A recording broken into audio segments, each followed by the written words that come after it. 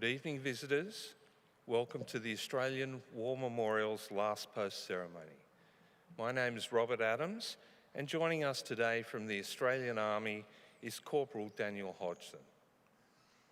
Today marks the 81st anniversary of the sinking of the second, third Australian hospital ship, Centaur. The Merchant Navy vessel was attacked at 4 a.m. on the 14th of May 1943 while on her second run from Sydney to Port Moresby. The freshly painted white hull was illuminated by powerful spotlights, and clearly visible around the hull was a thick green band, broken in several places by large red crosses.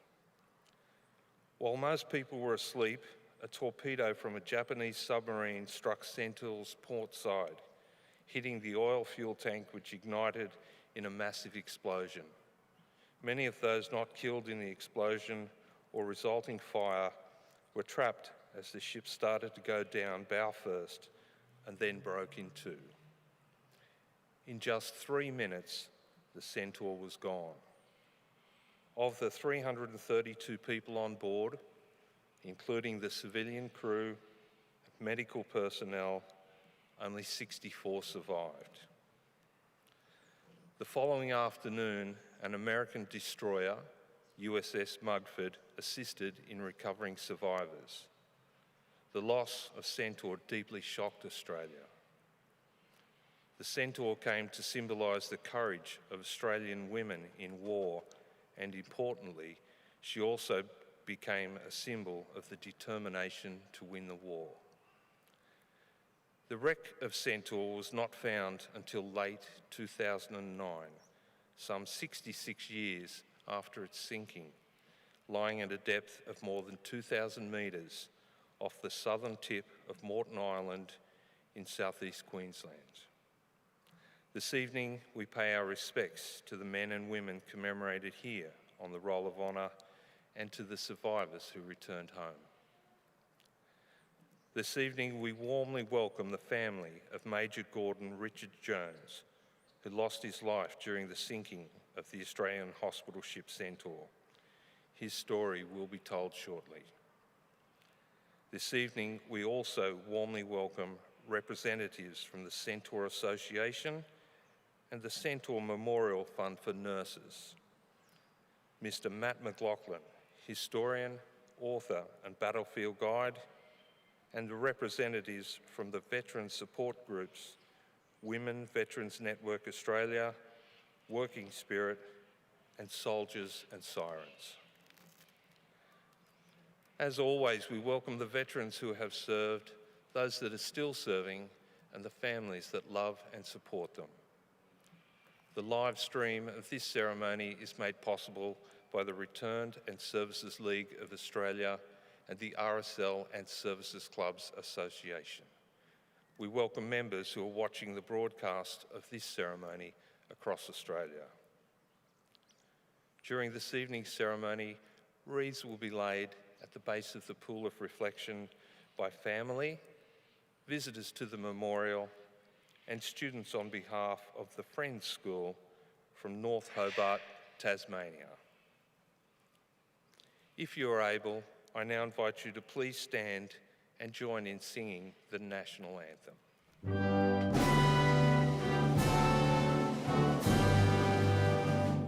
Australians, oh, let us rejoice, for we are one and free. We've golden soil and wealth for toil, our home is got by sea. Our land abounds in nature's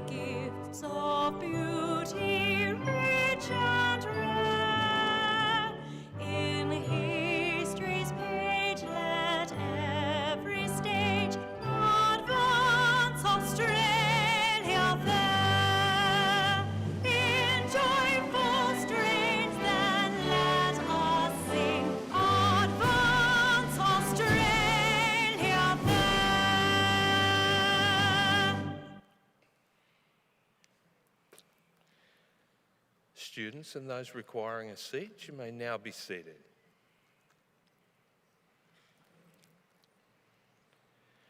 The Australian War Memorial was the vision of Charles Bean, Australia's First World War official historian.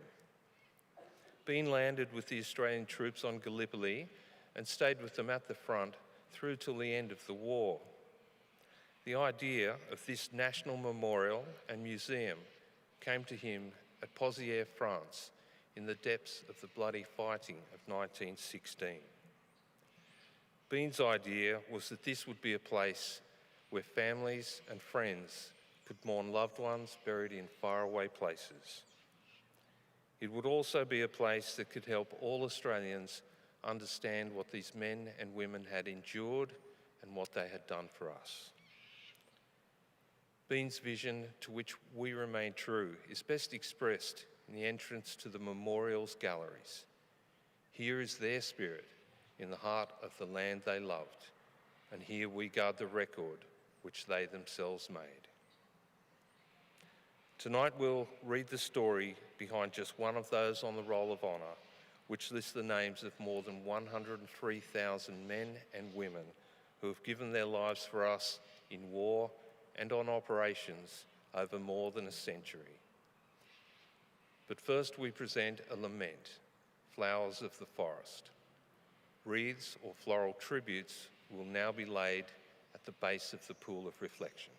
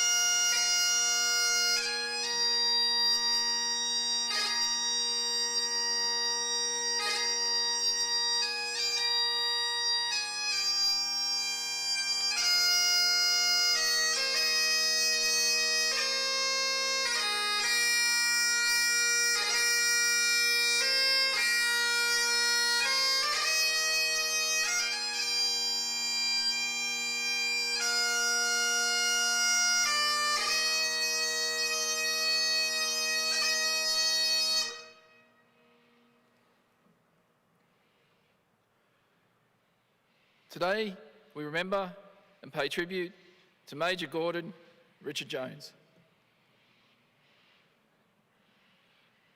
Gordon Jones was born in Newcastle on the 13th of November 1912, the son of Stephen and Muriel Jones.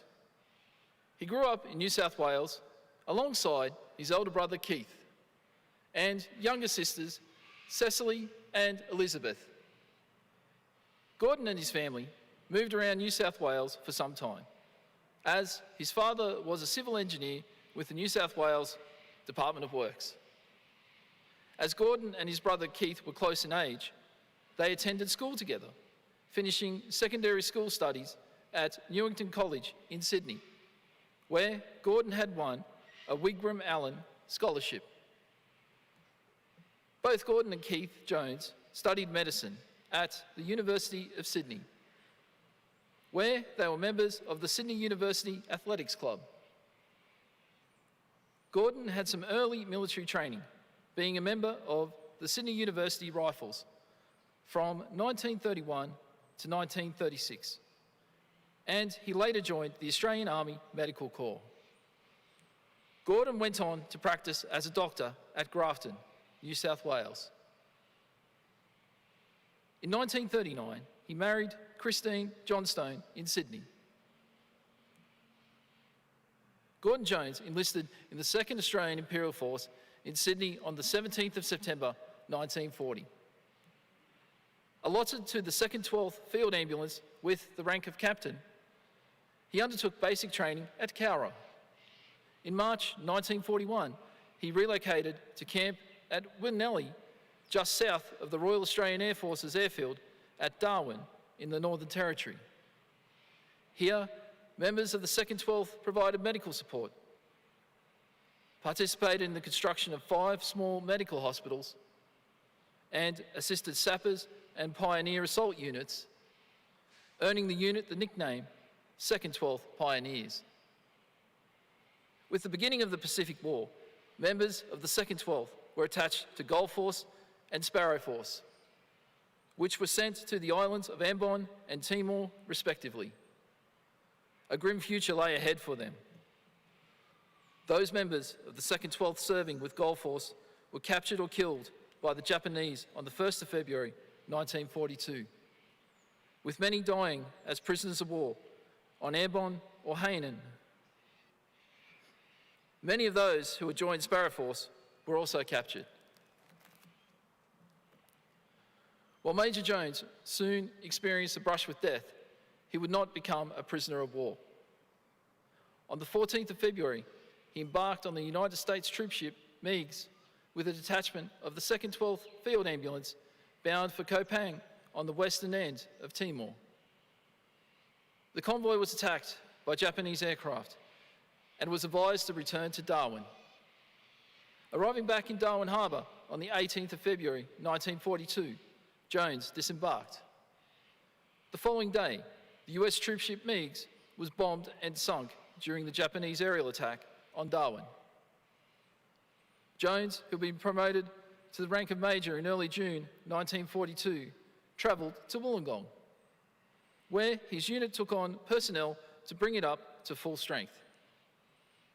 Now ready to deploy overseas, in early May 1943, 3 companies of the 2nd 12th Field Ambulance took the train to Sydney.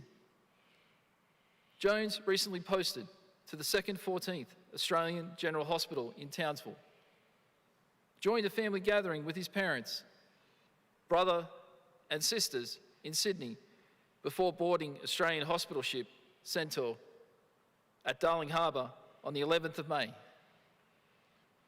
Centaur departed Sydney, travelling north to Cairns.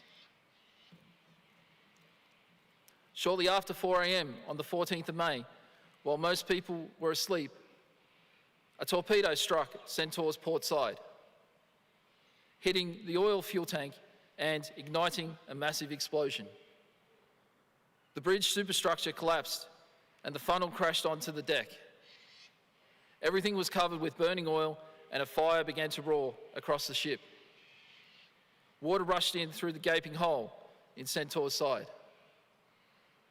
Many of those who had not been killed in the explosion or fire were trapped as the ship started to go down, bow first, and then broke in two. In just 3 minutes, Centaur was gone. Of the 332 people aboard, there were only 64 survivors, including 15 members of the 2nd 12th Field Ambulance. The survivors were at sea for a day and a half before they were rescued. The ship's crew and medical staff suffered heavily, as did the 2nd 12th Field Ambulance. 178 men died, from a total of 193. It was the nurses, though, who suffered the worst. Of the 12 nurses on board, only one, Sister Nell Savage, survived.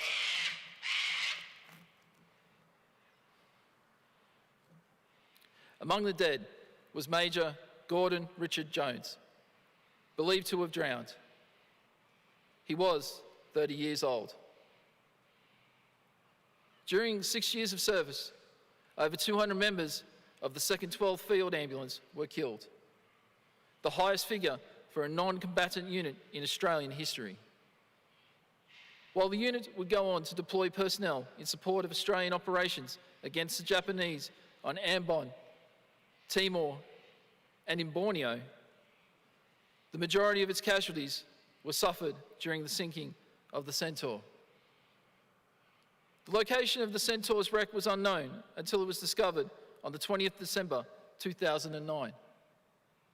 Centaur was located about 30 nautical miles off the southern tip of Moreton Island, off Queensland's southeast coast.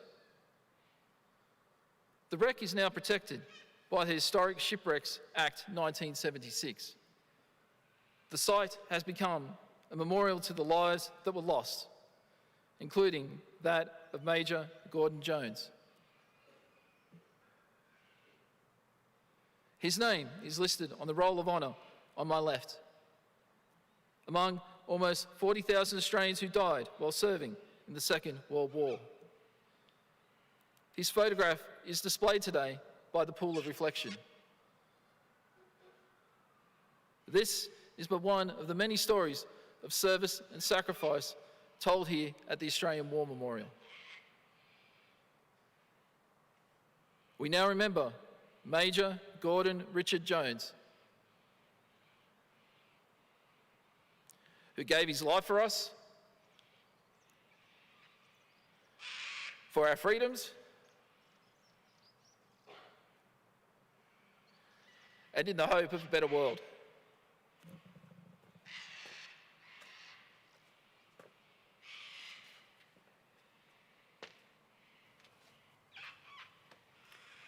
If you are able, I now invite you to please stand for the reading of the Ode and the sounding of the last post.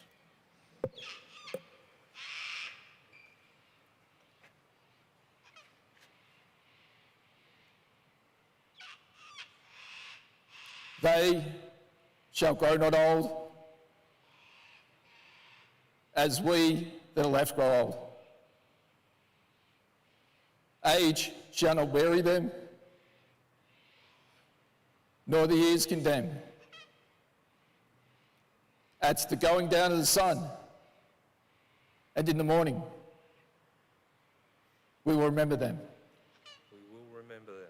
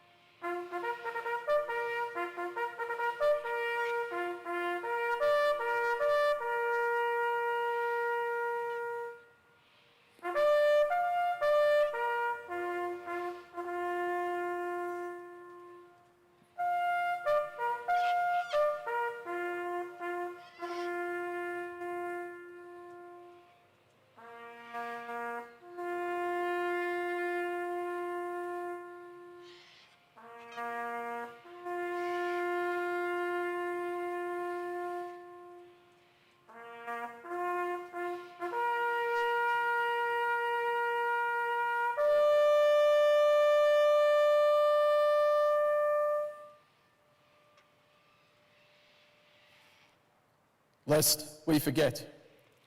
Lest we forget.